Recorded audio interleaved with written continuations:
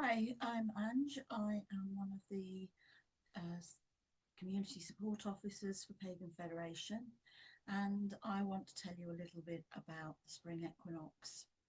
It's also known as the vernal equinox, and it happens somewhere between the 20th and the 22nd of March in the Northern Hemisphere. There's quite a few deities attached to it, both male and female. They're all deities to do with fertility and new growth and such things like that. So the main ones that are mentioned are Ostra, um, which is the Greek name where we get the word estrogen or things like that, or that's where her name comes from. And we also get Ostara, which is a sort of like um, Germanic name of a goddess of a similar, of spring and fertility. So Ostra, she's a fertility goddess and associated with both hares and eggs, as they both signs of fertility. At this time, it's also time of balance. At the time the solar ecliptic crosses the equator, day and night are perfectly in balance in terms of hours. The spring equinox is also a time that heralds new beginnings, new life. It is the second of the fertility festivals. By the time we celebrate this festival, the deepening hidden stirrings of life that were reverenced during Imbolc are now coherent. Green plants are now showing from winter hiding places. The snowdrops are beginning to wane, and we have daffodils and tulips and other spring flowers coming out into full bloom. And the earth is ready for preparing for more planting. Um, so eggs are often associated with springtime celebrations. Like Easter, because they symbolize new life, birth, and fertility, they are all themes aligned with the arrival of spring. So the symbolism of this new life.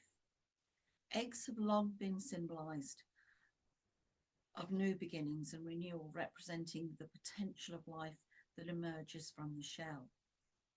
The symbolism aligns with springtime and the growth and renewal of nature.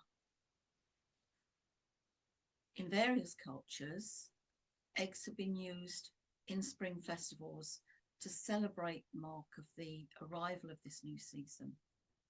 For example, pre-Christian Ukrainians celebrated spring with brightly coloured eggs, and the Christians later adopted this tradition and integrated into Easter celebrations, where eggs symbolise Jesus' resurrection.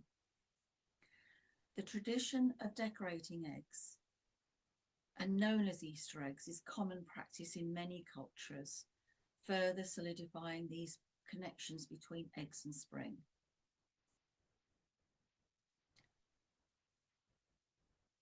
In the medieval period, eating eggs was forbidden during Lent. So on Easter Sunday, tucking into an egg was a real treat, especially for poorer people who couldn't afford to buy meat. So the natural phenomenon that happens is that chickens, like many birds, typically increase their egg production during the spring months, during a longer daylight hours, which trigger their reproductive cycles. This natural increase in egg production coincides with the spring season, making eggs a readily available source of food during this time. So, the association of hares and eggs with springtime stems from ancient pagan traditions celebrating fertility and new life, and the hare and egg symbolizing rebirth and the return of spring. So hares, rabbits, they're known for their high reproduction rates. and they're also associated with this new life. And the traditions of celebrating spring and new life with eggs and hares predates Christianity, with many cultures having their own spring festivals. In some European traditions, the Easter bunny or hare is linked to a pagan goddess of spring and fertility, again, as mentioned, Ostra or Ostrara. So today, the Easter bunny and egg hunts are a popular tradition, generally with children, with Easter bunnies often depicted as bringing chocolate eggs to good children.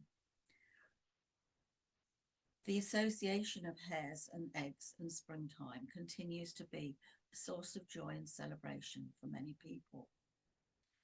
The hare is also known as a shapeshifter.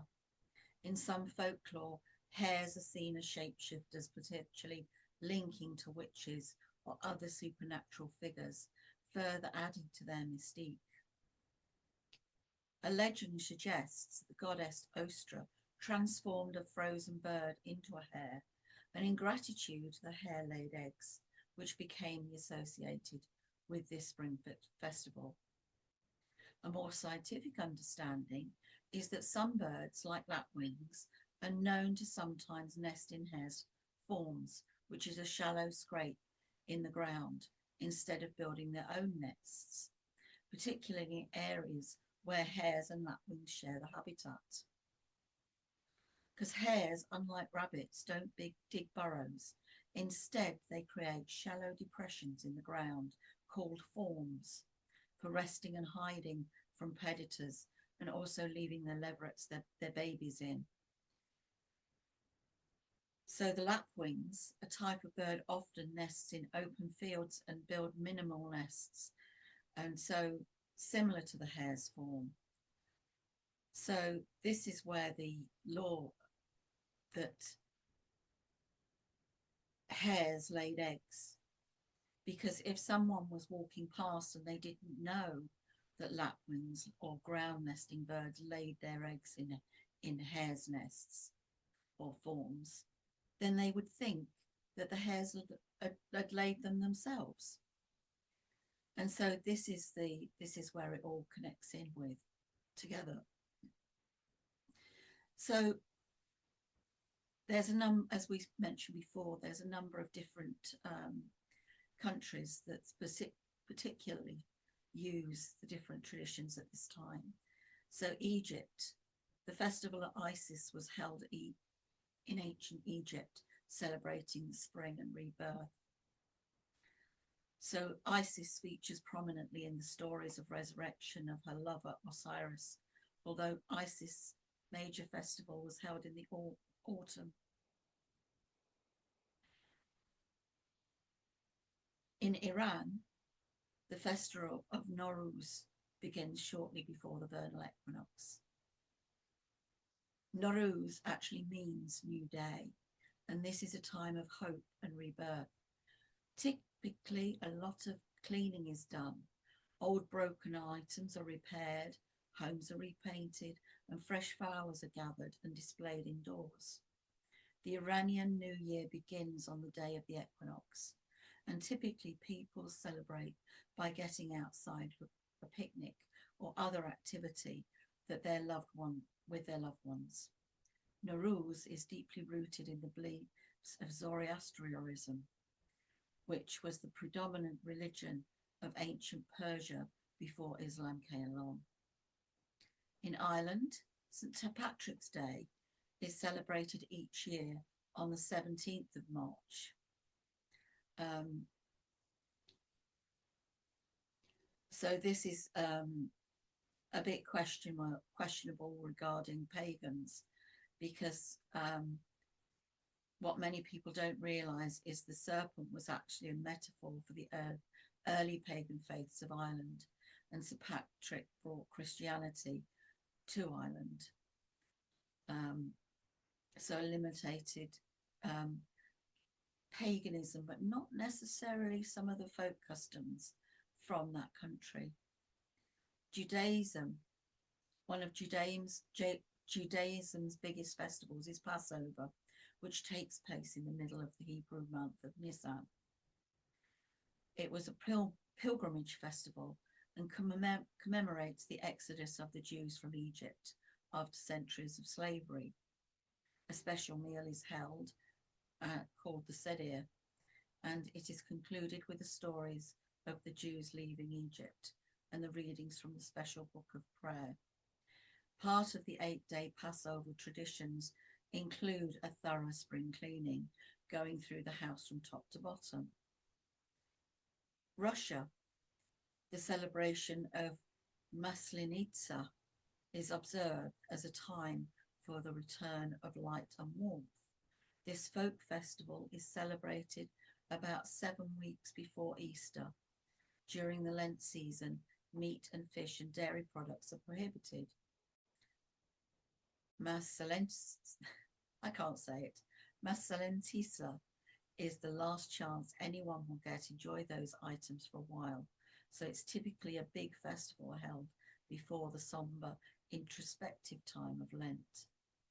A straw effigy of the Lady of Maslenitsa is burned in a bonfire. Leftover pancakes and blinitzes are tossed in as well. And when the fire is burned away, the ashes are spread in the fields to fertilize the year's crops. So foods that we eat during this festival. Eggs, as we say, as seems to be a recurring theme throughout the whole of this festival. Spring lamb is another one that is eaten. Dairy products, so cream, cakes. Oh, cream cakes, yes. Cream, milk, cheese, butter. Anything of that kind of thing is all good. So things like quiches, milk puddings, they're all good as part of this.